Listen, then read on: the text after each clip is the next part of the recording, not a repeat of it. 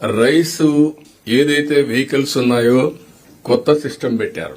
నాకైతే అర్థం కాదు. రైస్ ఫేర్ ప్రైస్ షాపులు ఉన్నాయి, మళ్ళా 3 రోజులకు 15 రోజులు ఈ వ్యాన్ తిరుగుతుంది, ఒక్కొక్క ఫేర్ ప్రైస్ షాప్ 4 రోజులు తిరుగుతుంది.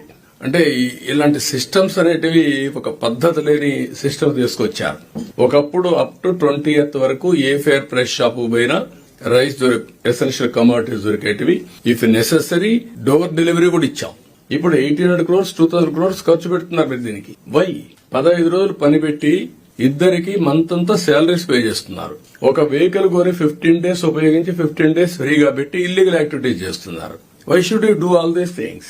ఎవరైతే రాలేని వాళ్ళకి మనం ఇవ్వాల్సిన అవసరం, డిజర్వింగ్ పర్సన్స్ వాళ్ళకే ఇవ్వాలి, వాళ్ళకి ఇద్దాం. ఇప్పుడు కూడా అలాంటి ఇనేబిలిటీ ఉన్న వాళ్ళకి ఇవ్వాలి తప్ప, కానీ వాళ్ళేంటి రోడ్డు మీదకి వచ్చి నిలబడుకోవాలి అవర్స్ టుగెదర్ రైస్ తీసుకోవడానికి. ఎప్పుడు వస్తుంది తెలియదు ఈ వెహికల్. అంటే వాళ్ళ టైం కూడా వేస్ట్. అంత మునుపు వాళ్ళు ఎప్పుడు కావాలంటే అప్పుడు తీసుకుపోయేది పోయి ఇప్పుడు రివర్స్ చేశారు. ఇదంతా కూడా అన్నెసరీ ఎక్స్పెండిచర్, రాష్ట్రం మీద డెట్, తర్వాత వీళ్ళ ఇష్ట ప్రకారం చేయడం. అదే వెహికల్స్ లో రీసైక్లింగ్ పెద్ద ఎత్తున జరిగింది.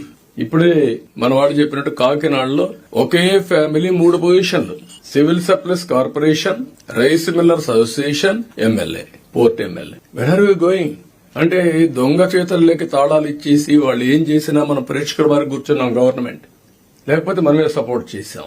దీంతో క్లియర్ గా రైస్ అంతా కూడా స్మగ్లింగ్, రీసైక్లింగ్ జరిగింది. కాబట్టి ఇవన్నీ చాలా లోపాలు ఉన్నాయి. ఇవన్నీ కూడా కరెక్ట్ చేయాల్సిన అవసరం ఉంది.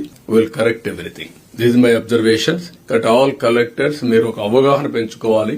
నేను ముందే చెప్పాను, it is a inspiring job for you. ఇవన్నీ చేయగలిగితే పబ్లిక్ లో ఒక పాజిటివ్ చర్చ వస్తుంది.